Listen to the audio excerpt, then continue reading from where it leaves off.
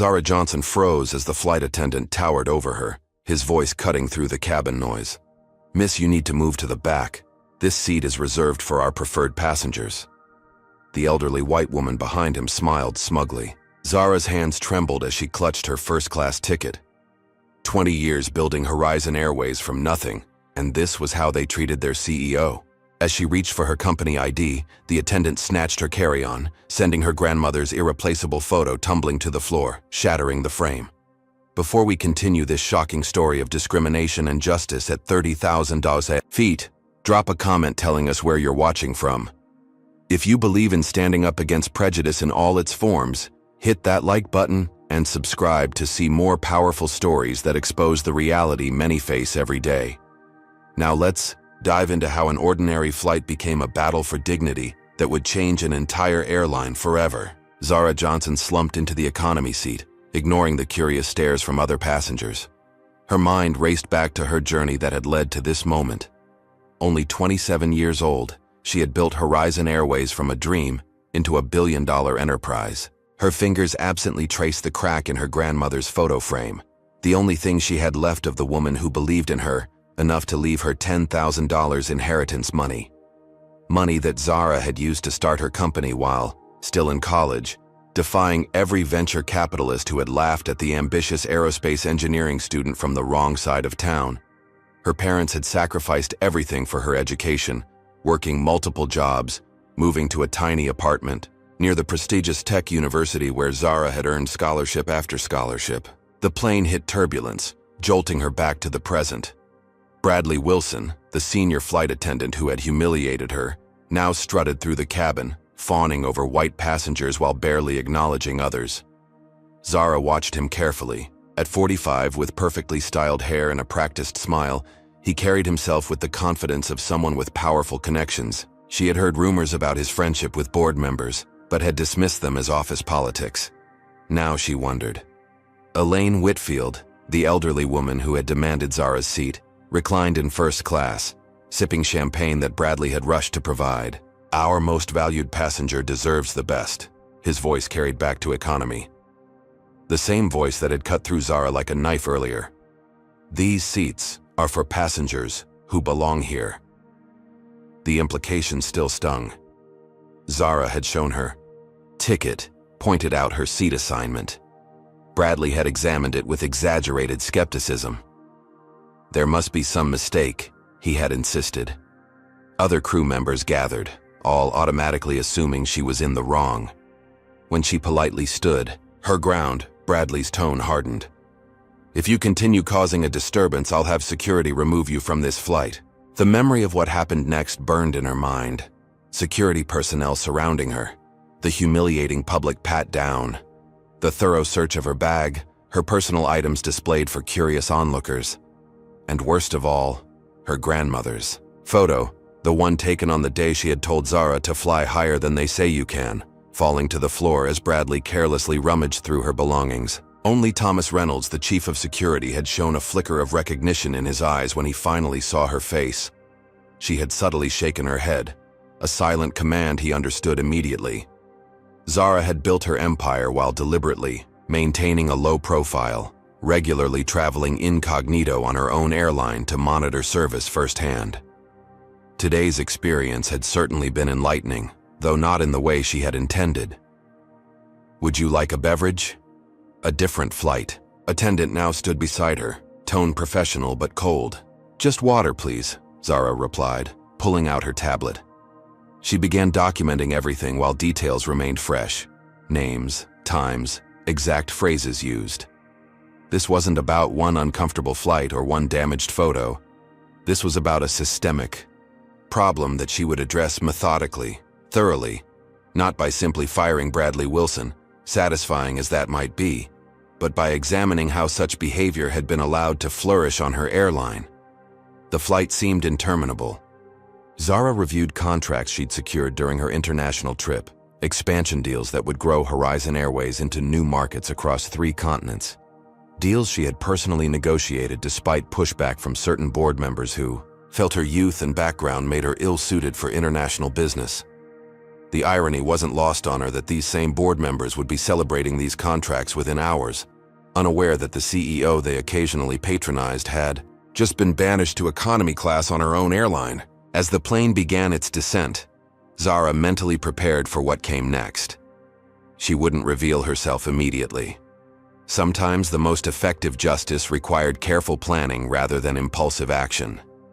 Bradley Wilson and Elaine Whitfield would eventually learn who she was, but only after she understood exactly how deep this problem ran in her company. The wheels touched down with a jolt.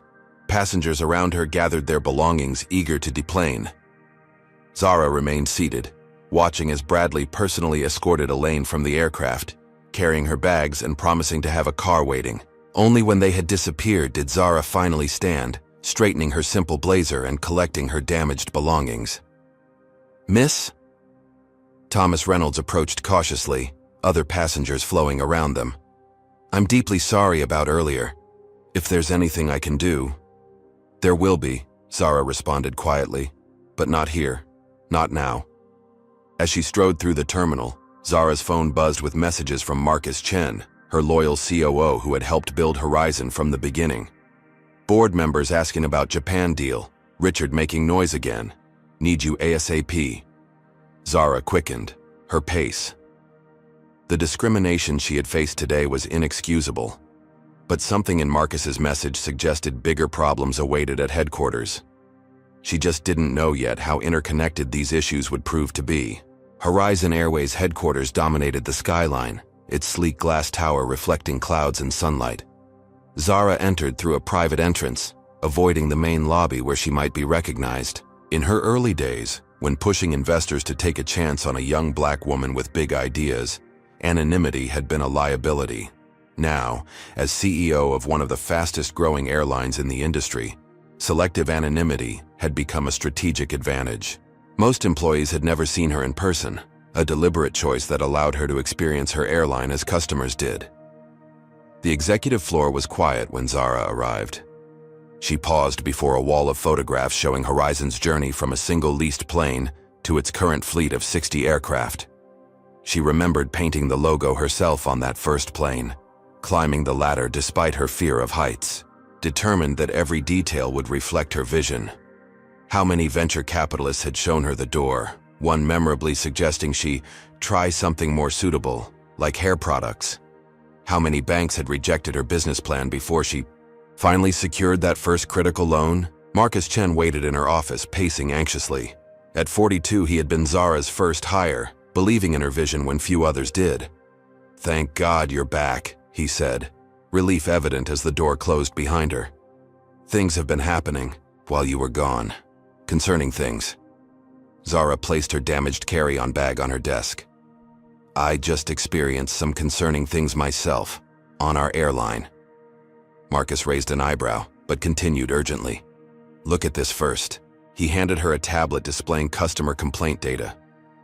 "Notice anything?" Zara scrolled through the reports, a pattern emerging that made her stomach tighten. Complaints from minority passengers had increased 30% in the month she'd been traveling. More disturbing, the resolution rate for these complaints had dropped dramatically. "Who authorized these changes in complaint procedures?" Zara demanded. "That's just it," Marcus replied. "Richard Harrington has been making operational changes, claiming temporary authority while you were handling international negotiations. He's implemented a new passenger comfort policy that gives crew discretion to move passengers based on what they're calling compatibility concerns."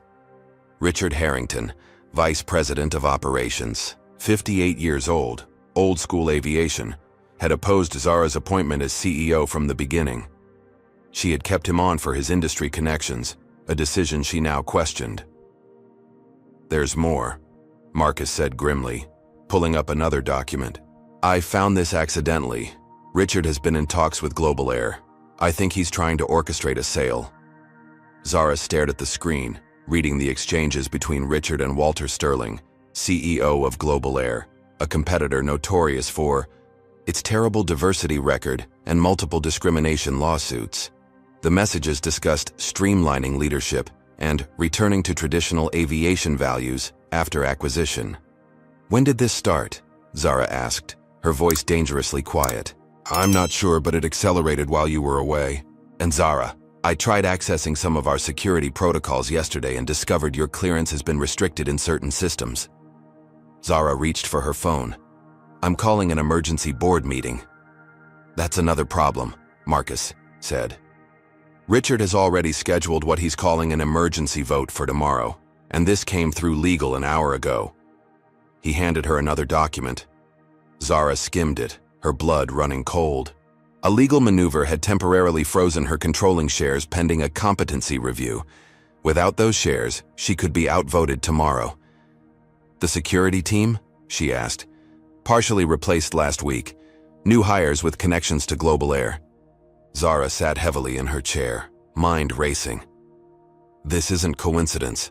The flight attendant who forced me to move today, Bradley Wilson. He's connected to board members. I need to know which ones. Marcus looked confused. What happened on your flight? Zara briefly recounted her experience, watching Marcus's expression shift from confusion to horror. We need to move quickly, she said finally. Contact everyone we absolutely trust. Small group, different departments. We meet off-site in 2 hours. As Marcus hurried out, Zara stared at her grandmother's cracked photo. They have no idea who they're dealing with, she whispered to the image of the woman who had taught her to fight. So let me ask you this. What would you do if someone tried to steal everything you'd built through years of hard work? Would you walk away or fight with everything you have? Comment number 1 if you'd stand your ground like Zara, or number 2 if you'd look for a compromise. And while you're sharing your thoughts, don't forget to hit that like button if you believe in standing up against discrimination in all its forms. Subscribe now to see how Zara uncovers an even darker conspiracy within her own company than she could have imagined. Will she discover who's really pulling the strings before tomorrow's crucial vote? And just how far are her enemies willing to go to take what she's built? The coffee shop 3 blocks from headquarters had become their impromptu war room. Zara surveyed the small group gathered around the large corner table, people she trusted implicitly. Carmen Rodriguez, head of maintenance operations, her decades of experience evident in the calluses on her hands and the no-nonsense gleam in her eyes. Darius Washington, IT specialist whose genius with systems had helped Horizon stay 1 step ahead of competitors. Aisha Okafor, a brilliant attorney who had chosen Horizon over prestigious law firms because she believed in Zara's vision of an airline that treated everyone with dignity. We need to understand the full scope of what we're dealing with, Zara said quietly, mindful of other patrons. Not just Richard's power play, but how deep discrimination has penetrated our operations. I've been pulling data, Darius said, opening his laptop. There's a new program in our booking system called Compatibility Algorithm. On the surface, it's supposed to group passengers with similar preferences, but look what happens when I run test scenarios. The group leaned in as Darius demonstrated. Profiles with traditionally Black or Hispanic names were consistently flagged for additional compatibility screening and more likely to be reassigned seats away from white passengers with premium status. This wasn't authorized by any legitimate channel, Zara said, anger evident in her voice. It gets worse, Carmen added. There's been new training materials distributed to cabin crews. She pulled out a glossy manual. It's all coded language. Prioritizing passenger comfort is explained with examples that all involve moving minorities away from white passengers who might feel uncomfortable. Aisha examined the manual, attorney's eyes catching important details. This creates legal exposure on multiple fronts. But what's most concerning is how it was implemented without triggering any of our compliance reviews. Because Richard bypassed them, Zara said. Marcus discovered he's been creating shadow approval chains. Carmen hesitated before speaking again. I have something else you need to hear. She pulled out her phone, hit play on a recording. Richard. Harrington's voice filled their corner, thankfully not loud enough to reach other tables. Once we transition to Global Air, we can finally drop this diversity charade, Richard was saying. Sterling understands how to run a proper airline. First class should feel exclusive, not like some social experiment. Some passengers just don't create the right atmosphere, you understand? Zara's face remained impassive, though her hands tightened. around her coffee cup. When was this recorded? 3 days ago. Executive lounge. I was doing maintenance on the climate system and they didn't notice me. Darius spoke next. I've been tracking Bradley Wilson's communications. He's placed at least 7 friends in key positions throughout the company in the last month, all with Richard's approval, all bypassing normal hiring protocols. I've been reviewing complaint records, Aisha added. I found numerous cases of minority passengers filing discrimination complaints that were summarily dismissed. The new system automatically categorizes these as passenger misunderstanding without investigation. Zara nodded grimly. And what about Global Air and Walter Sterling? Darius pulled up another screen. Sterling has a history. 3 discrimination lawsuits at his previous company, all settled quietly. And Global Air's executive team is remarkably homogeneous for 2025. Richard plans to replace our entire leadership structure after the sale, Carmen revealed. I overheard him telling Bradley that the diversity experiment would be ending, but there's something else that concerns me even more. She lowered her voice further. My team is being pressured to sign off on maintenance records that aren't up to our standards. When I questioned it, my access to certain hangars was restricted. A server approached their table. Conversation immediately shifted to casual topics until they were alone again. We have 24 hours until the board meeting, Zara said. We need irrefutable evidence that can't be dismissed, and we need to regain control of my shares. Darius suddenly stiffened, eyes on his laptop. Someone's trying to access my secure server right now. They're looking for the same files I've been showing you. Can they trace your location? Zara asked sharply. Not directly, but Darius typed rapidly. They're good, really good. We should assume company communications are compromised. At that moment, Zara's phone buzzed with a text from an unknown number. Security team asking questions about your location. Be careful. We need to move, Zara said quietly. Separate exits, different destinations, burner phones only. Darius, secure what you found. Carmen, get any recordings somewhere safe. Aisha, start preparing legal countermeasures. Anything to delay tomorrow's vote. As they prepared to leave, a man in a dark suit entered the coffee shop, scanning the room with too much interest. Zara recognized him as one of the new security personnel. Carmen, create a distraction, Zara whispered. Without hesitation, Carmen stood, stumbling dramatically into a waiter carrying drinks. The resulting crash and commotion allowed the others to slip away unnoticed.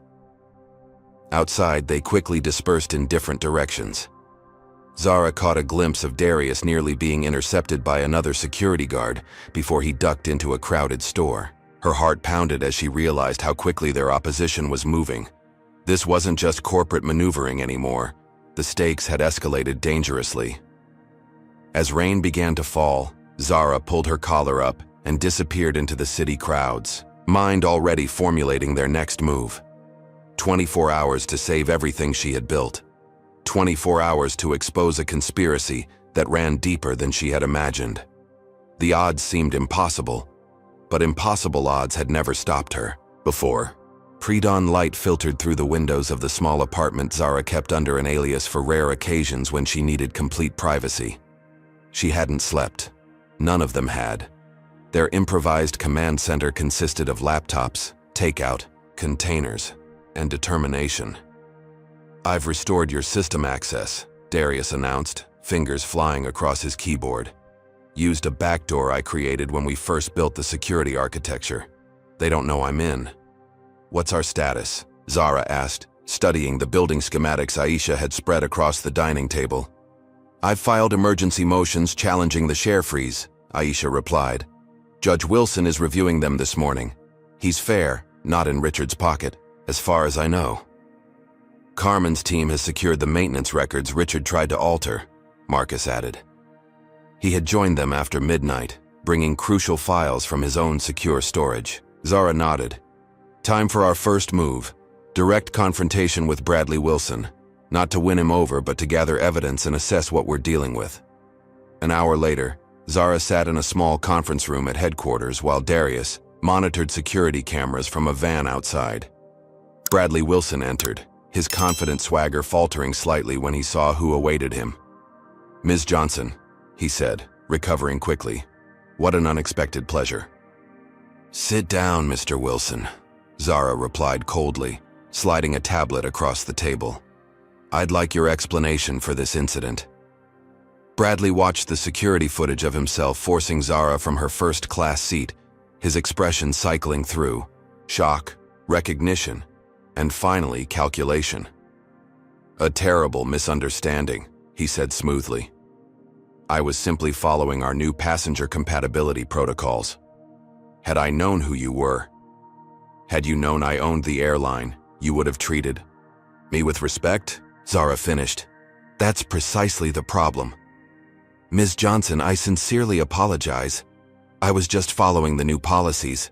I never would have—" "These policies," Zara interrupted, displaying the training materials Carmen had provided. "Who authorized them?" Bradley hesitated, clearly weighing his options. "They came through proper channels. Richard Harrington personally assured us they had executive approval." "My approval?" "He implied that." "Yes." Zara leaned forward. "Mr. Wilson, I'm offering you one opportunity to choose the right side of this situation. What exactly is Richard planning?" Bradley's composure cracked. "Look, I just do my job. Richard mentioned change is coming. Promotions for people who understand the company's true direction. I don't know details about any global air deal if that's what you're asking." Interesting slip, Zara thought. She hadn't mentioned global air. The door opened, and Janet Morris, HR director, entered with another tablet. "You asked for the complete data, Ms. Johnson." Janet, a recent hire Zara hadn't been certain about, had responded to Marcus's careful outreach with surprising alarm about the changes in company policy. Now she displayed undoctored data showing the negative impact of the new compatibility procedures. Minority passengers systematically displaced, complaints ignored, troubling patterns in crew assignments. "I'm issuing an immediate policy reversal," Zara stated, sending the command from her tablet. "All compatibility procedures are suspended. A company-wide message will go out in 5 minutes." Bradley's phone buzzed immediately. He glanced at it, paling slightly. "That would be Richard," Zara observed. "You should answer. Tell him exactly what's happening." Bradley stepped out to take the call. When he returned, his confidence had been restored. "Richard would like to meet with you. He says there's been a misunderstanding about the board meeting tomorrow." Zara agreed to the meeting, sensing an opportunity to confront her primary adversary. Richard Harrington occupied a corner office that Zara noted was larger than her own. His silver hair and tailored suit projected authority, but his smile failed to reach his eyes. "Zara, welcome back," he greeted her with false warmth. "I hope your international trip was productive." "Extremely," she replied coolly. "Almost as productive as you've been in my absence." Richard's smile tightened. "I've simply been maintaining operations. Perhaps there have been some miscommunications about new procedures." "Miscommunications like secretly negotiating to sell my airline to Global Air?" A flicker of genuine surprise crossed Richard's face before he recovered. "I've had exploratory conversations with several potential partners. That's part of my job. Nothing has been decided without board approval." "And tomorrow's emergency vote?" "Simply a quarterly review that needed rescheduling. Nothing to concern yourself with." They both knew he was lying, but Richard maintained his facade of reasonableness, even agreeing to postpone certain agenda items when Zara pressed. She left feeling cautiously optimistic, immediately issuing directives to reinstate proper complaint procedures and security protocols. By evening, Zara had met with department heads, clarified her authority, and seemingly regained control. The company-wide email reaffirming Horizon's commitment to equality had generated supportive responses from employees worldwide. Judge Wilson had expedited her petition, with a hearing scheduled for the following morning. "I think we've contained the immediate threat," Marcus said as their core team regrouped at Zara's apartment. "Richard backed down too easily, but at least we have breathing room." Those words would come back to haunt them 3 hours later when Darius, returning to his car after retrieving additional equipment, was attacked in the parking garage by 3 men. Their precision suggested professional training, their target very specific, the hard drives Darius was carrying. At the hospital, Darius managed to whisper to Zara through swollen lips, "They knew exactly what I had. Someone inside is feeding them information." Almost simultaneously, Carmen called in a panic. "The maintenance reports I secured have been altered retroactively in the system. Someone with higher access than mine has been busy." Janet Morris reported her office had been ransacked, key evidence missing. And when Zara finally returned to her apartment after midnight, she found her security system disabled and a single message spray painted on her bedroom wall. "Know your place." Her phone buzzed with increasingly disturbing news. Anonymous, threatening.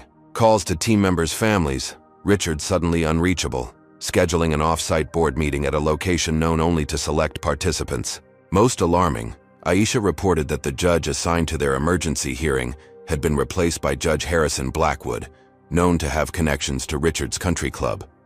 "They're moving faster and hitting harder than we anticipated," Marcus said, voice tight with worry. "They've extended the share freeze through a legal technicality, and there's a private security team surrounding headquarters, restricting access to certain floors." Zara stared at her grandmother's damaged photo, now the only thing she had managed to save from her violated apartment. Their brief victory had been an illusion. Richard had merely retreated to gather strength and strike more decisively. They had underestimated his connections, resources, and most of all, his ruthlessness. "We need a new strategy," she said finally. "If they've escalated to physical violence and intimidation, we need to change our approach entirely." None of them slept that night, working feverishly to counter a threat that had suddenly become far more dangerous than a simple corporate takeover. Zara's phone jolted her awake at 5:30 a.m. It was Marcus, his voice tight with urgency. "Turn on the news. Any channel." She fumbled for the remote, clicking on the television mounted on the wall of their temporary safe house. The headline scrolling across the bottom of the screen made her stomach drop. "Internal conflict at Horizon Airways. CEO under investigation." The morning anchor's voice was measured, but sensationalist. "Breaking this morning. Sources report that Horizon Airways CEO, Zara Johnson, is under investigation for financial irregularities and mismanagement. The airline's board has called an emergency meeting amid allegations of improper conduct." The screen cut to Richard Harrington, looking appropriately concerned in a carefully staged interview. "This is a difficult time for Horizon Airways. As Vice President of Operations, my priority is maintaining our service to customers, while the board addresses these serious concerns about leadership." "They're moving fast," Zara muttered, already scrolling through news websites on her tablet. The story was everywhere, with carefully constructed quotes from anonymous sources painting her as unstable, incompetent, and possibly criminal. Her phone buzzed with a text from Aisha. "Check social media." Twitter, Instagram, Facebook, all flooded with what appeared to be a coordinated campaign targeting her reputation. Doctored photos showed her in compromising situations. Fake accounts claiming to be former employees detailed abusive behavior that had never occurred. Most disturbing was a viral video of Elaine Whitfield, the woman from the plane, tearfully describing how Zara had threatened and intimidated her during the flight. "This is a professional hit job," Marcus said when he arrived 30 minutes later.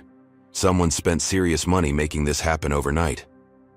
"Someone like a crisis management firm," Aisha added, joining them with fresh coffee and grim determination. "Richard has connections to Blackstone Strategic Communications. They specialize in character assassination." The morning brought worse news. Bradley Wilson appeared on a morning show, tears glistening in his eyes as he described being scapegoated for company policies. "Ms. Johnson is trying to blame frontline employees for decisions made at the highest levels," he claimed, looking directly into the camera with practiced sincerity. Zara's phone rang constantly, journalists seeking comment, board members distancing themselves, even old friends questioning what was happening. News vans surrounded her known addresses and company headquarters. By noon, the damage was escalating. Customer cancellations poured in. The stock price dropped 15% in 3 hours. Employees received an official message stating that Zara had been temporarily suspended pending investigation. "They've frozen my personal accounts," Zara told the team as they regrouped, claiming it's part of the financial investigation. Carmen arrived with more troubling news. They threatened Marcus's family. His wife got a call this morning warning her that their children's school records could be accidentally lost if he continued supporting you. Zara's jaw tightened as Marcus nodded grimly. "They told me to publicly distance myself from you by noon, or there would be consequences." "You should do it," Zara said immediately. "Your family comes first." "I'm not abandoning you," Marcus insisted, though fear for his family showed clearly in his eyes.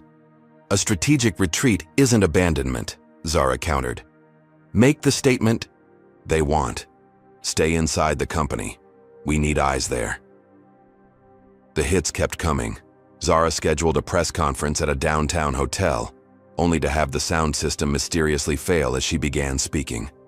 Journalists who did manage to hear her found themselves asking hostile questions based on false information that had been fed to them just minutes before. "Someone leaked the location," Darius noted, still moving gingerly from his injuries. "And they had plants in the press corps." By evening, the situation seemed hopeless.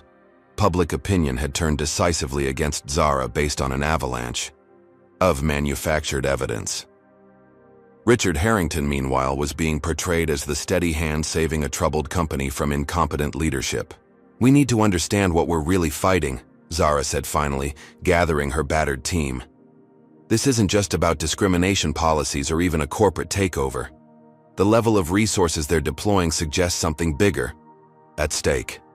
Darius nodded, connecting his laptop to a larger screen. "I've been digging into Global Air's financials. Their stock has been artificially inflated for months. They need this acquisition to cover serious cash flow problems. And there's something else." He pulled up documents showing connections between Richard Harrington and several online extremist groups known for their white nationalist views. "This isn't just business," Aisha concluded. "For Richard, this is ideological." Zara stared at the evidence, pieces falling into place. "So it's not enough that he wants to steal my company. He specifically can't stand that someone like me built it and runs it successfully." "The media battle is just a distraction," Carmen added. "While we're fighting public perception, they're moving to complete the sale before anyone can stop them." Zara stood pacing the small room. "Then we stop playing their game. We've been reactive, defensive. It's time to change tactics completely." "What do you have in mind?" Aisha asked. "If we can't win in their arena," Zara replied, "we create our own." Have you ever had someone spread lies about you? How did it make you feel to have your character assassinated when you knew the truth? Comment number 1 if you've experienced something similar, or number 2 if you've been lucky enough to avoid this kind of attack. While you're thinking about that, smash that like button if you believe in fighting back against injustice with truth. And don't forget to subscribe to see how Zara counters this massive media assault against her reputation. The question now becomes, just how far will Richard and his allies go to destroy everything Zara has built? Are they willing to cross even or dangerous lines? And who might still stand with Zara when speaking the truth could put their own families at risk? The battle is about to move underground, and the stakes couldn't be higher. Midnight found Zara and her core team relocating to their third safe house in 24 hours. This one was a small apartment above a bodega in a neighborhood far from the corporate world of downtown. The building's elderly owner, Mrs. Diaz, nodded in silent understanding when Carmen explained they needed a place without questions. "We need to stop running and start fighting back," Zara said, pinning maps and diagrams to a makeshift bulletin board. "Aisha, what's our legal situation?"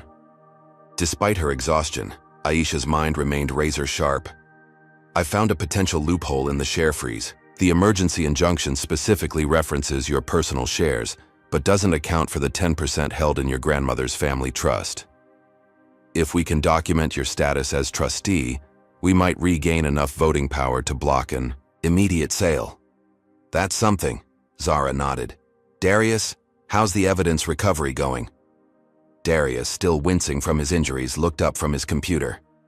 I've been reconstructing deleted files from our secure backups. Richard was thorough, but not thorough enough. I've recovered emails between him and Bradley discussing how to implement the passenger compatibility system without triggering anti-discrimination safeguards. What about outside support? Marcus asked via encrypted video call. He had publicly distanced himself from Zara as planned, but was still secretly providing critical information. I've been making calls, Carmen said. Found other minority employees who've faced discrimination. Many are scared to come forward, but some are willing to help if we can protect them. A knock at the door silenced everyone.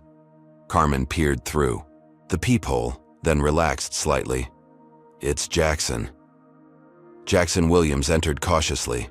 6'3" with a military bearing, he had been fired from Horizon 6 months earlier after reporting discrimination in pilot assignments. I got your message, he said to Carmen. I'm in, whatever you need. We need evidence and witnesses, Zara explained, and people willing to stand up despite the risks. I know pilots who've been passed over for promotion because they don't fit the traditional image, Jackson responded. Some will talk. As the night progressed, more allies emerged. Sophia Martinez, a current flight attendant who had witnessed Bradley's discriminatory practices, arrived with internal communications proving the pattern was widespread. She had risked her job to smuggle these documents out. Bradley makes us file reports on passenger compatibility issues, Sophia explained. But it's all code for identifying which passengers he thinks don't belong in first class based on race. Darius made another breakthrough around 3 a.m. I found Richard's connections to online extremist groups. He's been participating in private forums discussing restoring traditional aviation and maintaining appropriate passenger demographics. The language gets much more explicit in some private messages. Can we use this publicly? Zara asked. Not directly, Aisha cautioned, but it helps explain his motivation and might help us predict his next moves. By dawn, Carmen had uncovered something even more disturbing. The maintenance violations weren't just about cutting corners for profit. They've been systematically neglecting safety inspections on aircraft, primarily serving routes to predominantly minority communities. The risk calculations were explicit. Their planning was interrupted by Marcus's urgent call. They're searching for you. Armed private security just raided my house. They're telling employees that you fled with company secrets. They've accelerated the timeline. The board vote and sale signing are both happening today. Zara was processing this when another unexpected ally reached out. Maya Stevens, a passenger who had witnessed Zara's mistreatment on the original flight, contacted them through Sophia. I'm a civil rights attorney, her message read. What I saw on that plane was textbook discrimination. I want to help. Meeting. Maya at a public park for safety, Zara was impressed by the attorney's strategic thinking. This isn't just a corporate dispute anymore, Maya explained. The discriminatory patterns, safety violations targeting specific communities, and coordinated character assassination campaign create multiple legal vulnerabilities for Richard and his allies. Their planning session was interrupted when Darius's security system triggered an alert. They've found our location, he warned, already packing equipment. Private security, 4 vehicles approaching. What followed was a chaotic evacuation, the team splitting up to create multiple targets. Zara and Maya fled in one direction, Carmen and Sophia in another, while Darius and Jackson created a digital diversion to buy them time. Zara found herself in the passenger seat as Maya executed evasive driving maneuvers learned from a previous life representing clients against powerful corporate interests. They're still following, Maya warned, watching the black SUV gaining in the rearview mirror. The chase through city streets was heart-stopping. Sharp turns down narrow alleys, last-second direction changes, and finally, a desperate dash through a crowded farmers market that their pursuers couldn't navigate with their larger vehicles. Where can we go? Maya asked once they'd lost their tail. They'll have all your properties under surveillance. Zara directed them to a community center, in the neighborhood where she had grown up, a place she had continued to support anonymously even after her success. The director, Mrs. Coleman, took one look at Zara's exhausted face and ushered them into a back office without questions. "I remember when you used to study here because the heat in your apartment didn't work," Mrs. Coleman said, bringing them coffee. "Whatever trouble you're in, this place stands with you." As team members gradually reconvened using their emergency protocols, the community rallied around them. Local residents kept watch for suspicious vehicles. Teenagers ran interference with would-be observers. An underground network formed organically to protect one of their own. "We have less than 8 hours before the board meeting and sale signing," Zara told the reassembled team. "We need to approach this differently. If Richard controls the media, the board, and physical access to company locations, we need to find pressure points he doesn't control." "We need leverage," Maya agreed, "and we need to get proof of both the discrimination and the corporate malfeasance to people who can act on it." As they formulated their new strategy, Zara looked around at the diverse group of allies who had come together, current and former employees, community members, professionals offering their skills. The very diversity that Richard Harrington despised had become her greatest strength. "There's one more potential ally," Darius said hesitantly. "Someone who might have insider information we desperately need. But reaching out to them would be extremely risky." "At this point," Zara replied, determination hardening her voice, "calculated risks are all we have left." Central Park hummed with typical Saturday morning activity: joggers circling the reservoir, tourists consulting maps, children racing toward playgrounds. Zara sat alone on a bench near Bethesda Fountain, dark sunglasses hiding her eyes, a baseball cap pulled low over her face. The burner phone in her pocket vibrated with a text containing a single word: carousel. She walked unhurriedly toward the landmark, maintaining situational awareness as Darius had instructed. The elaborate security precautions had seemed excessive when planning this meeting, but after yesterday's high-speed chase, she appreciated the team's caution. The carousel's cheerful music provided cover for quiet conversation, as Zara pretended to admire the painted horses. A man in a gray hoodie sidled up beside her, keeping his face angled away from nearby security cameras. "I wasn't sure you'd come," Thomas Reynolds said quietly. "I wasn't sure you were really willing to help," Zara replied, studying the chief of security who had recognized her on that fateful flight. "Your text was unexpected." "I've been watching what they're doing to you," Thomas said, voice tight. "It's not what I signed up for." "What did you sign up for exactly?" Thomas hesitated, shame evident in his posture. "Richard recruited me last year. Said he needed security personnel who understood the importance of traditional values in aviation. The job paid well, offered advancement. I told myself it was just business. And now? Now I've seen them plant evidence against innocent people, threaten families, cover up safety violations that could kill hundreds. There's a line and they've crossed it." Zara maintained her casual pose, though her heart raced. "What can you tell me that I don't already know?" Thomas pulled a small device from his pocket, sliding it toward her beneath his palm. "Everything. Richard's entire playbook. Messages between him and Walter Sterling planning to intentionally devalue Horizon for a cheaper sale. Screenshots showing the kickbacks Richard would receive after Global Air takes over. Accident investigation reports that were falsified to hide negligence. Documentation of how they systematically harassed minority employees who complained." "Why didn't you come forward sooner?" Zara asked, pocketing the device. "They have leverage over everyone close to them," Thomas admitted, eyes darting around the park. "My brother has a record. Richard implied it could be problematic for his parole if I didn't cooperate. But last week," his voice faltered, "they had me deliver a threat to a flight attendant's teenage daughter. A child. That's when I started copying files." Zara was about to respond when Thomas stiffened.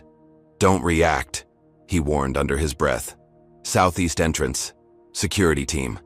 2 men in plain clothes, but with the unmistakable bearing of private. Security had entered the park, scanning methodically." "They must have tracked me," Thomas muttered. "I was careful, but Richard's paranoid. Has everyone watched?" "There's a service exit behind the carousel," Zara said calmly. "My team is monitoring it." "Too late," Thomas responded as the men spotted them and began moving purposefully in their direction. Listen carefully. The most damning evidence is in a folder labeled Project Phoenix. Richard and Sterling recorded their meetings planning to clean house after the takeover. Sterling specifically talked about targeting routes serving minority communities. You need to... He cut off as the men closed in, one speaking urgently into a wrist microphone. Run, Thomas urged. I'll stall them. Thomas, go. This is my chance to do something right. What followed was chaos. Thomas confronted the security personnel, loudly accusing them of harassment in front of park visitors. As attention focused on the disturbance, Zara slipped away toward the service exit where Maya waited in a maintenance uniform. The shouting behind them escalated.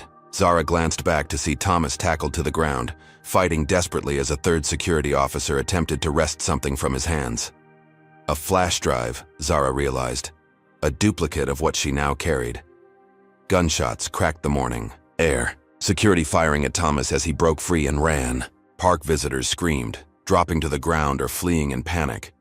Zara instinctively moved to help him, but Maya pulled her back. You can't help him by getting caught too, she insisted as they escaped through maintenance corridors. Hours later, safely back at their community center headquarters, they watched the news in stunned silence.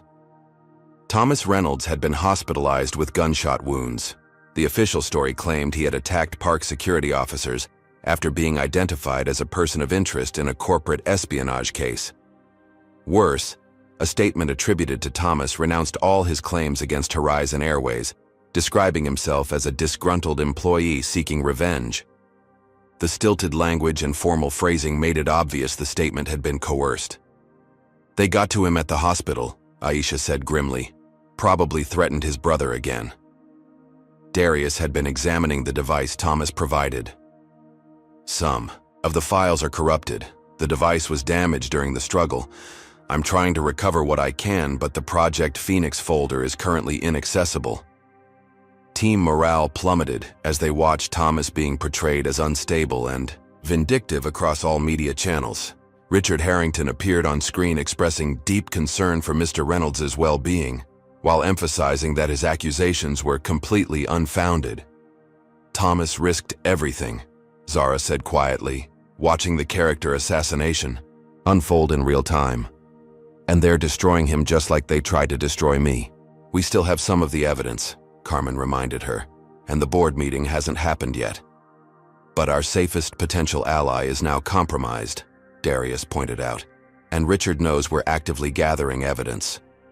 Which means he'll accelerate his timeline even further, Zara concluded. We need to move now, even with incomplete information.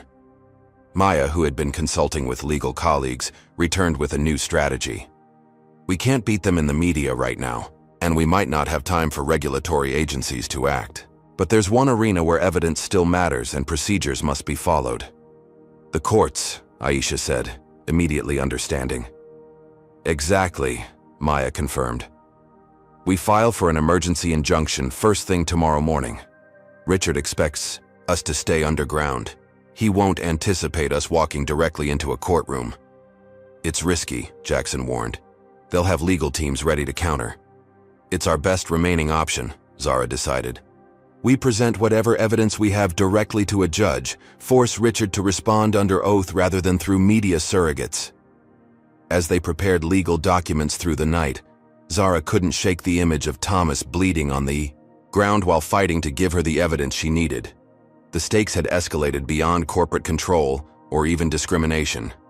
People's lives were now directly at risk. We've one shot at this, she told the exhausted team as dawn approached. Let's make it count. The Manhattan courthouse loomed imposingly against the morning sky, its stone columns projecting an aura of impartial justice that Zara desperately hoped would prove true today. Her legal team, led by Maya Stevens and Aisha Okafor, flanked her. As they climbed the steps, reporters shouting questions from behind hastily established police barriers. Ms. Johnson, are you responding to the criminal complaints filed against you? Is it true you're seeking asylum in another country? What do you say to allegations you endangered passenger safety? Zara maintained her composure, neither responding nor reacting to the increasingly outlandish accusations. Inside, security was unusually tight, with officers checking identification multiple times before allowing them to proceed to courtroom 347, where Judge Harrison Blackwood would hear their emergency petition. "Remember," Maya whispered as they all waited. "Blackwood has connections to Richard through Westlake Country Club and charity boards. He'll appear impartial, but look for procedural reasons to rule against us. We've filed companion cases with 3 other judges," Aisha added. "If Blackwood dismisses us too quickly, we have backup options." The courtroom doors opened. Richard Harrington sat confidently at the respondents' table, surrounded by at least 8 attorneys from Preston, Grant & Hodges, the city's most expensive corporate law firm. He offered Zara a small, smug smile as she entered. Judge Blackwood, a stern man in his 60s with carefully maintained silver hair, surveyed the assembled parties with obvious impatience. "This court has a full docket today. I've reviewed the emergency petition and find it rather extraordinary in its claims. Proceed quickly, counselor." Maya rose, projecting professional confidence despite the hostile environment. "Your Honor, we seek an emergency injunction to prevent the improper sale of Horizon Airways through fraudulent means. Ms. Johnson's controlling shares have been illegally frozen through a series of manipulated legal maneuvers designed specifically to facilitate a corporate takeover at an artificially depressed price." Richard's lead attorney, James Preston, immediately objected. "Your Honor, these accusations are baseless. The share freeze was properly obtained due to serious concerns about Ms. Johnson's financial management and potential self-dealing." Judge Blackwood nodded. "Ms. Stevens, do you have evidence supporting these rather dramatic claims?" "We do, Your Honor." Maya presented their first exhibits, documentation showing the suspicious timing of complaints against Zara, all filed by parties with connections to Richard or Global Air. The judge appeared to review the materials, but Zara noted he barely glanced at key pages. "This appears to be circumstantial at best," he commented dismissively. For the next hour, the pattern continued. Every piece of evidence presented by Zara's team was minimized or dismissed on procedural grounds. Meanwhile, Richard's attorneys were given wide latitude to present falsified performance data and testimony from clearly coached witnesses. The courtroom atmosphere grew increasingly tense as Judge Blackwood sustained objection after objection from Richard's team while frequently interrupting Maya's arguments. When Aisha attempted to present evidence of discriminatory practices, the judge cut her off sharply. "This court is considering a very narrow question regarding share ownership. Allegations about company policies are irrelevant to these proceedings." During a brief recess, Zara huddled with her legal team. "He's not even pretending to be impartial," she whispered. "We expected this," Maya reminded her. "We have contingencies." When proceedings resumed, Zara watched in mounting dismay as a parade of witnesses testified to her supposed erratic behavior and concerning management decisions. Most damaging was a medical expert who, despite never having met Zara, testified that her actions showed patterns consistent with executive burnout and decision-making impairment. Just as hope seemed lost, Maya played her carefully planned card. "Your Honor, I would like to enter into evidence documents provided by Thomas Reynolds, Chief of Security at Horizon Airways, demonstrating systematic fraud in the preparation for this company sale." Richard visibly tensed, exchanging concerned glances with his attorneys. Judge Blackwood frowned. "Mr. Reynolds has publicly recanted any accusations." "Under duress, Your Honor. We have evidence that his statement was coerced following a violent assault by private security personnel hired by Mr. Harrington." For the first time, the judge appeared genuinely interested, examining the partial records recovered from Thomas's damaged device. Richard's attorneys huddled in urgent consultation. Zara allowed herself a moment of cautious optimism. Perhaps the evidence was compelling enough even for a biased judge to recognize the truth. Perhaps justice would prevail despite Richard's connections. That hope was crushed minutes later, when Judge Blackwood looked up with a carefully neutral expression. "While these allegations are concerning, they represent an incomplete picture at best. This court finds insufficient evidence to lift the temporary share freeze. Furthermore, given the urgency of Horizon Airways' business needs, I am approving The expedited vote on company sale as requested by the board. The restraining order keeping Ms. Johnson from company premises is extended pending further investigation. The gavel fell with devastating finality. Richard didn't quite smile, but the satisfaction in his eyes was unmistakable as he gathered his papers. Outside the courtroom, Maya was already on her phone filing the emergency appeal they had prepared. "It will take days to get on the calendar," she admitted grimly, "and Richard will ensure the sale is completed before then." News cameras captured their exit from the courthouse, where Richard gave a victory press conference on the front steps. "Justice has been served today," he announced smoothly. "Horizon Airways can now move forward with the strategic partnership that will secure its future. I regret that Ms. Johnson's personal issues have created this unfortunate situation." The day deteriorated further. That evening, their legal team's offices were broken into, critical files stolen. Maya received notice of a fraudulent ethics complaint filed against her with the State Bar Association. Additional restraining orders were served prohibiting Zara from contacting company employees or board members. Back at their community center headquarters, the team faced their darkest moment. Every legal avenue appeared exhausted. The sale vote was scheduled for 10 a.m. tomorrow at Global Air's headquarters. Within 24 hours, everything Zara had built would legally belong to Walter Sterling and Richard Harrington. "The system is rigged," Jackson said bitterly. "They control the media, the courts, even physical access to buildings. What's left?" Zara stared at the timeline they had constructed, on the wall, thinking about everything they had learned about their opponent's ruthlessness. "They've blocked every legitimate avenue," she said finally, "so we stop playing by their rules." "What exactly are you suggesting?" Aisha asked cautiously. Zara pointed to the blueprint of Global Air headquarters that Darius had obtained. "If we can't stop the signing legally, we need to be physically present when it happens. We need to confront Richard and Sterling directly, with whatever evidence we have, in front of the entire board and executive team."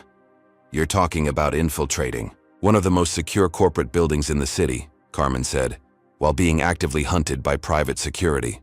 "Exactly," Zara confirmed. "They've taken everything from us except the truth. Tomorrow we bring that truth directly to the people who need to hear it. No intermediaries, no legal barriers, no media filters." "It's incredibly risky," Maya warned, "potentially crossing legal lines ourselves." "Do we have a choice?" Zara asked simply. "Thomas is in the hospital because he tried to help us. Dozens of employees have been threatened. Minority passengers have been systematically mistreated. Safety regulations have been ignored on certain routes, putting lives at risk.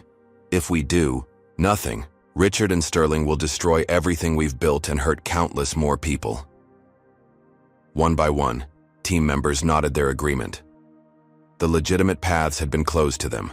All that remained was direct action, whatever the personal cost. "Then let's plan this properly," Darius said, pulling out detailed security schematics. "If we're going to crash their party, we need to make it count." "What would you do if all legal options were exhausted? Would you give up when the system failed you, or would you take matters into your own hands?" Comment number 1 if you'd fight to the end like Zara, or number 2 if you'd accept defeat and move on. Hit that like button if you believe true justice sometimes requires extraordinary courage. And don't forget to subscribe for more stories about standing up against impossible odds. But wait, how will Zara and her team possibly infiltrate such a heavily guarded building? Will they manage to expose the truth before the final documents are signed? And just how far is Richard willing to go to stop them if they're discovered? The most dangerous part of this journey is just beginning, and the confrontation that's coming will change everything forever. Pre-dawn fog shrouded Global Air headquarters as the final preparations for Zara's infiltration plan came together. The luxury resort on the outskirts of the city had been chosen specifically for its exclusivity and security features: high walls, limited access points, and a private security force that kept unwanted visitors far from the corporate elite inside. "Final equipment check," Sofia Martinez said, distributing hotel staff uniforms she had obtained through industry contacts. Having worked in hospitality before joining Horizon Airways, she knew exactly how to make them look authentic. "Remember, service staff are meant to be invisible. Keep your eyes down, move efficiently, don't engage unless spoken to." Carmen created the initial diversion, arriving at the service entrance in a maintenance van borrowed from a sympathetic colleague. HVAC emergency call, she explained to the guard, showing falsified work orders Darius had created. Conference. Rooms are reporting temperature fluctuations. Can't have executives sweating during million-dollar negotiations, can we? The guard barely glanced at her paperwork before waving her through. As planned, she headed directly to the central mechanical room, where she could access both the environmental systems and the security door controls.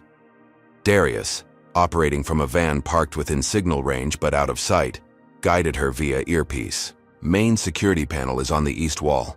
Once you connect my bypass module, I'll have temporary access to their camera feeds and electronic locks. You'll have approximately 7 minutes before their fail-safe protocols detect the intrusion. Carmen worked quickly, fingers steady despite the pressure. Module connected, proceeding to Phase 2. With Darius now controlling key security systems, Zara and Aisha approached the staff entrance in catering uniforms, pushing a cart loaded with breakfast pastries. Their falsified IDs passed the initial scan. The temporarily looped camera feeds showed only regular staff movement, hiding their presence from the security team monitoring the system. Southeast corridor clear. Darius's voice came through their nearly invisible earpieces. 3 security personnel in the main kitchen. Avoid if possible. Zara pushed the cart deliberately, projecting the confidence of someone who belonged. They navigated the service corridors, passing other staff who barely glanced their way, conditioned to ignore the workers who maintained the invisible infrastructure of luxury. A tense moment came when Bradley Wilson appeared unexpectedly around a corner. Zara quickly lowered her face, adjusting her cap as he passed. He paused briefly, a flicker of recognition crossing his features before a senior executive called his name, pulling his attention away. Too close, Aisha breathed once he'd moved on. But we're still on track, Zara responded, checking the small tablet concealed beneath their serving cloths. Board meeting begins in 45 minutes, signing ceremony immediately after. The plan called for them to access the conference rooms through staff entrances, positioning themselves to observe until the critical moment. However, as they approached the executive wing, they encountered additional security measures not shown in their borrowed blueprints. Biometric scanners, Aisha whispered, noting the fingerprint readers beside each door. They've upgraded since. These plans were created. Darius, Zara murmured into her concealed microphone. We need an alternative route. After a tense pause, his voice returned. Service elevator to the 3rd floor, then through the executive suite. Richards reserved the presidential suite for preparation before the meeting. If you can access it, there's a connecting door to the conference level. This deviation would be far riskier than their original plan. The executive suite would likely be occupied, possibly by Richard himself. But with time running short and their primary route blocked, they had little choice. The service elevator deposited them on the 3rd floor, where luxury reached new heights. Plush carpeting muffled their footsteps as they wheeled their cart toward the presidential suite. Wait, Darius warned suddenly. Richard's inside with someone, connecting to room audio. Through their earpieces came Richard's voice, smug and unguarded. Sterling agreed to the final price reduction last night. 30% below market value, with guaranteed positions for our key people. Once we sign, the first order of business will be dismantling her diversity initiatives. Back to a proper airline, a second voice responded. Walter Sterling, CEO of Global Air. The shareholders will complain initially about the purchase price, but once we implement the new route strategy, profitability will silence them. The board doesn't need to know about our private arrangement. Zara and Aisha exchanged glances. This was explicit confirmation of the fraud they suspected. Zara gestured toward an unoccupied room nearby, a smaller suite where they might wait for Richard to leave. Inside, they discovered something unexpected. Documents spread across a desk, including what appeared to be the final acquisition agreement. Zara quickly photographed key pages while Aisha stood watch. They've reduced the price again, Zara whispered, examining the documents. And look at this clause. Immediate termination rights for redundant executive positions without standard severance. That would target your entire leadership team, Aisha confirmed. More disturbing was a folder labeled Enhanced Security Protocols, containing what appeared to be recording devices and documentation of surveillance on board members who had expressed reservations about the sale. They're blackmailing resistant board members, Zara realized. That's why everyone fell in line so quickly. Their discovery was interrupted by voices approaching in the hallway. They barely managed to slip out through a connecting bathroom before Richard and Sterling entered, continuing their confidential conversation. Now off their planned route and running out of time, they navigated through service areas toward the main conference center. Security presence had increased noticeably, with teams methodically checking staff credentials. "Something's wrong," Darius warned through their earpieces. "They've detected my access to their systems. Security alert in progress." Carmen's voice cut in urgently. "They're locking down the resort, main entrance already secured. You need to move now." Their carefully planned infiltration dissolved into improvisation as security teams began actively searching the building. Zara and Aisha abandoned their catering cart, moving rapidly toward the conference center where board members would soon gather. Board meeting started early, Darius reported, alarm evident in his voice.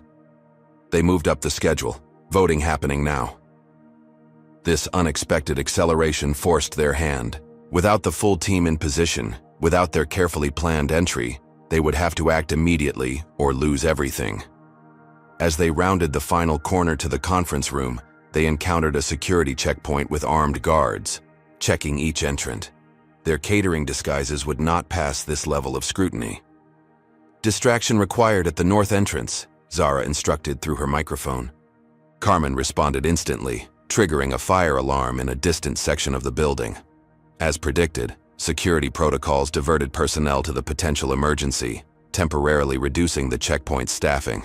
In the confusion, Zara and Aisha slipped through a service entrance, emerging in a small preparation area adjacent to the main conference room.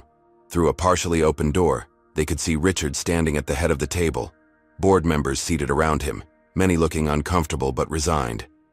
"The vote stands at 7 in favor, 2 abstaining," Richard was saying.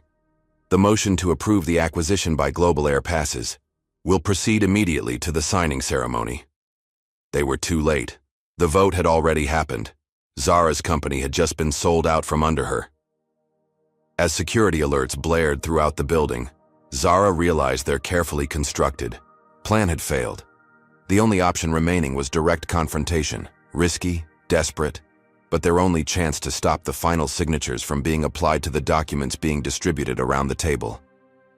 "New plan," she whispered to Aisha. "We go in now." While Zara and Aisha prepared for their desperate confrontation inside Global Air headquarters, forces were gathering outside. Jackson Williams, coordinating from their community center base, had spent the night activating a network that even Zara didn't fully realize existed. "Perimeter security has tripled since this morning," Maya Stevens reported via encrypted call from her position near the resort entrance. "They're treating this like a high-level threat situation." "That won't stop what's coming," Jackson replied, watching his phone as confirmation messages arrived from across the city. "How much longer can Zara and Aisha stay hidden inside?" "Darius says the security sweeps are getting closer to their position, minutes at most." Jackson nodded grimly. "Tell them to hold as long as possible. Reinforcements are almost in position." Those reinforcements represented an alliance months in the making, catalyzed by Zara's current crisis, but built on foundations laid long before. Horizon Airways employees who had experienced discrimination. Former passengers who had been mistreated based on race. Community organizations from neighborhoods Zara had quietly supported for years. Civil rights groups Maya had contacted. Transportation. Safety advocates concerned about the maintenance violations Carmen had documented. Dozens of vehicles now approached the resort from multiple directions, a coordinated convergence timed to maximum effect. News vans followed, alerted by strategic leaks about major developments in the Horizon Airways situation. Inside the conference room, Richard Harrington was distributing signing documents when his phone buzzed with an urgent security alert. The momentary distraction was all Zara needed. "Ladies and gentlemen of the board," she announced, stepping confidently into the room with Aisha beside her. "I believe you're about to make a catastrophic mistake." The shock that rippled through the room was palpable. Board members half rose from their seats. Richard's face contorted with rage and disbelief. "Security!" he shouted, reaching for an internal phone. "They're rather busy at the moment," Zara replied calmly, moving to the head of the table opposite Richard. "I suggest you all look outside before signing anything." Walter Sterling, Global Air's CEO, moved toward a window and pulled back the, curtain. His expression shifted from confusion to alarm as he saw the growing crowd assembling at the resort gates. News helicopters now circled overhead, capturing the scene. "What is this?" he demanded. "This," Zara answered, "is what happens when you try to steal a company built on diversity and inclusion, Mr. Sterling. Those people represent everyone you and Richard plan to harm: employees, customers, communities." Richard recovered quickly, his voice smooth as he addressed the startled board. "This is a desperate publicity stunt by Ms. Johnson. Security will remove her momentarily, and we can proceed with our legitimate business." "Before they do," Zara countered, "you might want to examine these." She nodded to Aisha, who distributed copies of the documents they had photographed in Richard's suite. "These show the actual sale price Mr. Harrington negotiated, 30% below market value. They also detail his personal compensation package from Global Air following the sale, which he neglected to disclose to this board." Board members murmured as they reviewed the materials, expressions darkening. "And these," Aisha continued, providing additional documents, "show the surveillance and blackmail operations Mr. Harrington authorized against board members who initially opposed the sale." The boardroom erupted in angry exclamations as members recognized their own names in the surveillance reports. Richard's carefully constructed facade began crumbling as accusations flew from previously compliant board members. Outside, the situation was escalating rapidly. The alliance Jackson had assembled had grown to hundreds of people, their presence impossible to ignore. Maya coordinated with media contacts, ensuring cameras captured key moments and messages. "We have a statement from Thomas Reynolds," a reporter announced on live television, reading from a hospital bed declaration that contradicted his earlier forced recantation. He confirms that Richard Harrington ordered illegal surveillance and safety violations targeting minority passengers. Inside, Richard's phone rang continuously as executives demanded explanations for the chaos unfolding. Walter Sterling had moved away from Richard, already beginning to distance himself from the emerging scandal. "Even if these allegations have merit," Richard attempted, voice strained, "the vote has been taken. The sale is approved." "Under false pretenses," Zara replied, "with critical information withheld from board members. Any competent court would invalidate such a vote immediately." As Richard searched for a response, the conference room doors burst open again. Security personnel entered, but instead of removing Zara, their leader addressed the board directly. "Mr. Harrington, we have a situation requiring your immediate attention. Federal agents have arrived with warrants." The final pieces of Jackson's alliance had moved into place. A transportation safety investigator who had been reviewing Carmen's evidence. Financial crimes specialists examining the manipulated stock transactions Darius had uncovered. Civil rights enforcement officers responding to the systematic discrimination Maya had documented. Walter Sterling moved swiftly to salvage what he could. "Global Air was not aware of any improprieties in this transaction," he announced loudly, clearly for the benefit of witnesses. "In light of these concerning allegations, we are temporarily suspending acquisition proceedings pending full investigation." Board members began leaving the table, creating distance from Richard both literally and figuratively. His carefully orchestrated takeover was disintegrating before his eyes. Richard's face hardened as he realized the extent of his defeat. In a final desperate move, he grabbed Walter's arm.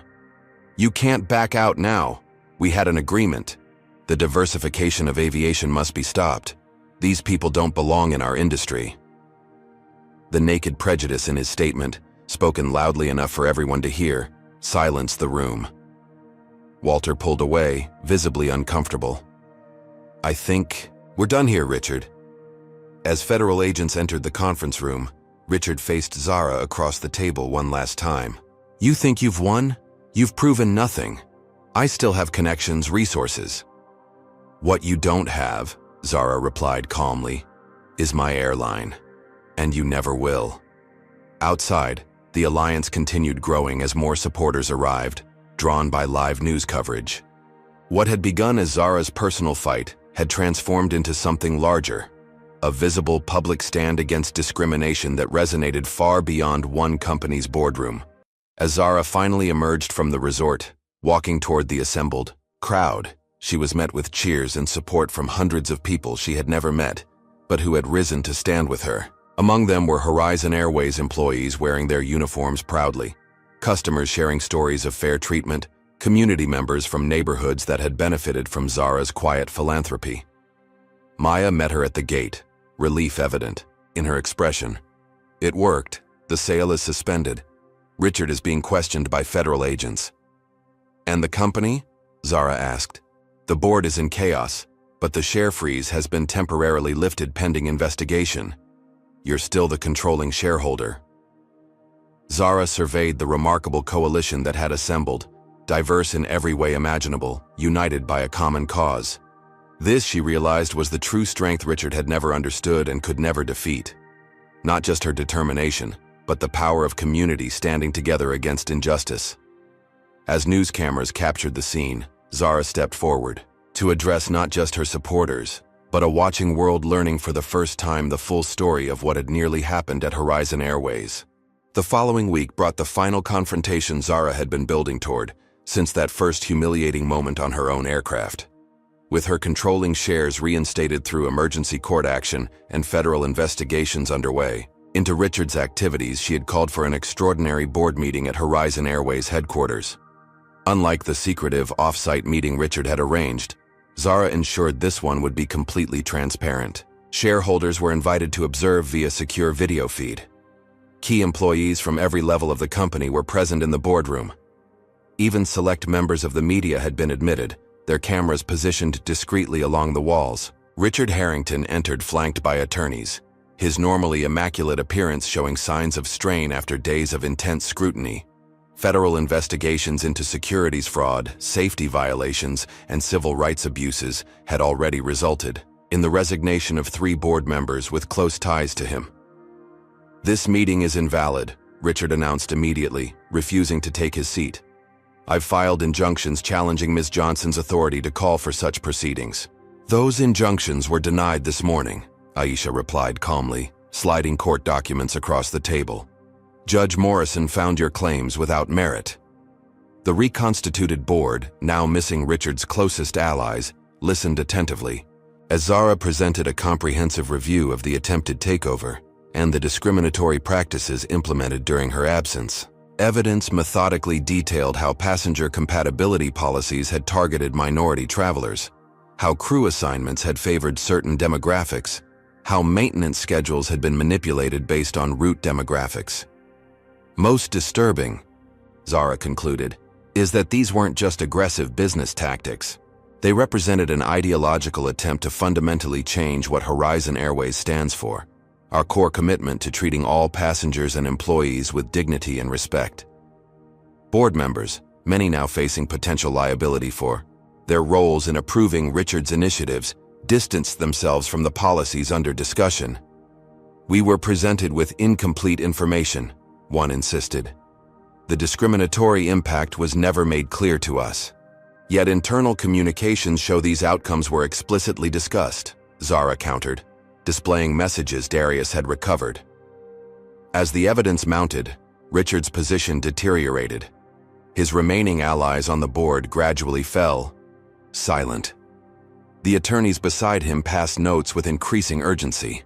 When presented with the evidence of safety violations, several board members visibly recoiled. "These are operational details board members wouldn't normally review," Richard attempted, sweat visible on his forehead despite the room's careful climate control. "Operational details that put lives at risk," Carmen interjected, presenting maintenance records showing systematic neglect of aircraft serving certain routes. These weren't oversights, they were calculations. The meeting reached its pivotal moment when Zara introduced her final witness. Thomas Reynolds entered in a wheelchair, still recovering from his injuries, but determined to testify in person. Security personnel throughout the room tensed visibly at his appearance. Mr. Reynolds has provided a complete statement to federal investigators, Zara informed the board. Today, he's here to address the company directly. Thomas's testimony proved devastating. In measured tones, he detailed how Richard had built a shadow security operation targeting employees who raised concerns about discrimination. He described Richard's explicit instructions to create compatibility systems that would gradually remove undesirable elements from premium cabins. Most damning was his account of the meeting where Richard and Walter Sterling had discussed their plans to clean house after the acquisition. Mr. Sterling specifically asked how quickly they could replace diverse leadership without triggering legal problems, Thomas recalled. Mr. Harrington assured him they had created sufficient documentation to justify terminations based on performance rather than protected characteristics. Richard finally abandoned any pretense of composure. This is absurd. Sterling understands. The airline business has traditions, standards. Certain passengers expect a particular atmosphere in premium cabins. That's not discrimination. It's customer service. His outburst hung in the air, captured by every recording device in the room. Board members physically leaned away from him, recognizing the legal liability his words created. Walter Sterling, watching via video conference, immediately disconnected.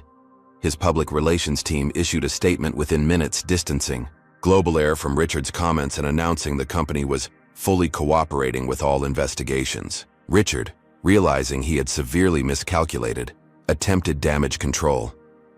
My comments have been taken out of context.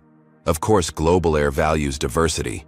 This entire situation has been manufactured by Ms. Johnson to avoid legitimate questions about her management. I believe this board has heard enough, said Eleanor Matsui, the most senior remaining board member. I move for an immediate vote of no confidence in Mr. Harrington's continued leadership. The motion passed unanimously, even Richard's former allies abandoning him in the face of overwhelming evidence and potential personal liability. Security personnel, now reporting directly to Zara rather than Richard, stepped forward to escort him from the building. In a final desperate move, Richard grabbed a tablet from the table and addressed Walter Sterling on the still active video link that only he could see on his screen. The deal isn't dead. We can still make this work. I have contingency plans, leverage against board members. Johnson doesn't understand what she's dealing with. End the call, Richard, Walter replied coldly, his image visible only to Richard. Your services are no longer required. As security moved to remove him, Richard made one last attempt, revealing the depth of prejudice that had driven his actions. This airline was built by men like us, not people like her. You're letting everything we built be destroyed. These people don't belong in first class. They don't belong in the executive suite. They don't belong in control. His unfiltered outburst, captured for posterity by multiple recording devices, ended any chance of salvaging his reputation or career. Security finally removed him from the boardroom, his ranting still audible as he was escorted through the executive floor. With Richard gone, Zara addressed the remaining board members directly. Horizon Airways was founded on a simple principle, that everyone deserves to be treated with dignity and respect when they travel. That principle is not negotiable. Any board member who cannot fully embrace that vision should resign immediately. 3 more members quietly gathered their materials and left the room. Those who remained, including Eleanor Matsui, expressed their commitment to rebuilding the company's governance and restoring its values. As the extraordinary meeting concluded, Zara found herself standing in the empty boardroom, the magnitude of what had transpired slowly sinking in. She had not merely saved her company from takeover, she had exposed and excised a cancer of discrimination that had been growing within it. Outside, employees gathered in the atrium had watched the proceedings on large screens. Their spontaneous applause as Zara emerged told her everything she needed to know about the company's path forward. 3 months after the dramatic boardroom confrontation, Zara stood before the assembled employees of Horizon Airways in the company's largest hangar. Behind her gleamed the newest addition to their fleet, its fresh paint job featuring the company's reimagined logo. The same graceful Horizon line she had painted herself on their first aircraft, now complemented by a rising sun symbolizing new beginnings. Today marks not just a new chapter for our airline, she began, her voice carrying to every corner of the vast space. but a recommitment to the values that founded it. When I started this company with my grandmother's inheritance, I believed that aviation could be both excellent and inclusive. Recent events tested that belief, but ultimately proved its strength. The audience, representing every department and level of the company, listened intently. Many had been personally affected by Richard's discriminatory policies. Others had stood courageously against them, risking their livelihoods. The federal investigations into Richard Harrington and his accomplices continue, Zara acknowledged. Bradley Wilson and several other senior staff faced serious charges related to civil rights violations and safety negligence. But today isn't about looking backward, it's about the future we're building together. That future had taken shape remarkably quickly. With Richard and his allies removed, the board had been reconstituted with members committed to Horizon's core values. Bradley Wilson had faced a disciplinary hearing where he personally confronted passengers he had mistreated, including Elaine Whitfield, who had tearfully apologized for her role in Zara's humiliation once the full story emerged. Most significantly, Zara had finally revealed herself publicly as the founder and majority owner of Horizon Airways. The media had been fascinated by her story, the brilliant young engineer who had built a billion-dollar company while deliberately maintaining a low profile to monitor service quality firsthand. Moving forward, our commitment to equity and accountability takes concrete form, Zara continued, unveiling new corporate policies. Every executive will regularly experience our airline as passengers do, traveling incognito on routes throughout our network. Every complaint will receive proper investigation, regardless of who files it. And our safety standards will be the highest in the industry for every route we serve, without exception. Thomas Reynolds, now recovered from his injuries, had assumed a new role leading a reformed security department with emphasis on passenger dignity and employee protection. Carmen had been promoted to head of operations with explicit authority to ensure safety consistency across all routes. Darius led new technology initiatives designed to enhance customer experience equitably for all passengers. Perhaps most satisfying was Aisha's appointment as general counsel with a focus on corporate ethics, while Maya had joined a newly formed advisory board on inclusion. The alliance that had formed to save Horizon Airways had evolved into a permanent part of its structure. Today we also launched two initiatives particularly close to my heart, Zara announced. First, the Gloria Johnson Scholarship Program, named For My Grandmother, will provide aviation career pathways for students from underrepresented communities. Second, our new Aviation Academy will train the next generation of pilots, engineers, and executives with emphasis on building the diverse industry leadership of tomorrow. The crowd's applause reflected genuine enthusiasm rather than corporate obligation. Many employees had shared their own experiences of discrimination during the internal review process, creating a collective catharsis that strengthened their commitment to the renewed company culture.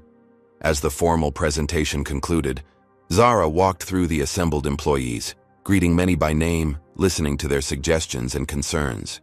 This direct connection with people at every level remained her most powerful leadership tool, one Richard had never understood or valued. Later that afternoon, Zara found herself once again boarding a Horizon Airways flight as a regular passenger. Though many employees now recognized her, she still occasionally traveled incognito to experience the airline's service firsthand. Settling into a first-class seat, she smiled as a new flight attendant welcomed her aboard professionally, without a flicker of recognition. "First time flying with us?" the young woman asked pleasantly. "No," Zara replied. "I've been with Horizon since the beginning." The flight attendant nodded politely, continuing her preparations without understanding the literal truth of Zara's statement. That anonymity still felt valuable sometimes, a way to ensure the company's values were being lived, not just proclaimed. As the aircraft taxied toward the runway, Zara glanced at the small photo frame she now carried in her bag. Her grandmother's image had been professionally restored, the damage from that fateful day erased, though Zara would never forget it. The frame now sat prominently on her office desk, but traveled with her on important journeys as a reminder of where she had started and why her work mattered. The plane accelerated down the runway, lifting smoothly into the afternoon sky. Through the window, Zara watched the city recede below, buildings and streets becoming miniature versions of themselves. From this height, individual differences disappeared, revealing the connected whole. That perspective, seeing both the specific details and the larger pattern, had guided her from the beginning. It had helped her recognize what Richard was doing before it was too late. It would continue guiding Horizon Airways into a future where everyone belonged, everyone was valued, and everyone could fly as high as their dreams would take them. As the aircraft leveled at cruising altitude, Zara closed her eyes briefly, hearing her grandmother's voice in memory. "Fly higher than they say you can." The words that had inspired a young woman to build an airline now inspired an industry to become more just, more inclusive, more reflective of the diverse world it served. Sky-high justice indeed. Sky-high justice teaches us that fighting discrimination requires more than individual courage. It demands systematic vigilance and collective action. Zara's story reminds us that prejudice often hides behind corporate policies, dressed in the language of customer comfort or traditional values. The lesson isn't just about one black woman defending her rightful seat on a plane, but about recognizing how discrimination becomes institutionalized when not actively countered. We learn that true leadership means experiencing your organization at every level, seeing problems firsthand rather than remaining isolated in executive suites. Zara's practice of traveling incognito allowed her to understand her company's reality, not just its reports and metrics. The story demonstrates the power of allies and coalition building. Zara succeeded not because she fought alone, but because she built a diverse team united by shared values. When conventional channels failed, community support became her strongest asset. Perhaps most importantly, we see that justice requires both accountability and structural change. It wasn't enough to remove Richard and his allies. Horizon Airways needed new policies, leadership practices, and cultural commitments to prevent future discrimination. The final lesson is about resilience. Not just Zara's personal strength, but the resilience that comes from creating institutions rooted in dignity and respect for all. In the end, Zara's airline flourished not despite its commitment to inclusion, but because of it. What moment in this story resonated most deeply with you? Was it Zara's humiliation on her own plane, the discovery of systematic discrimination, or perhaps the final triumph of justice? Share your thoughts in the comments below.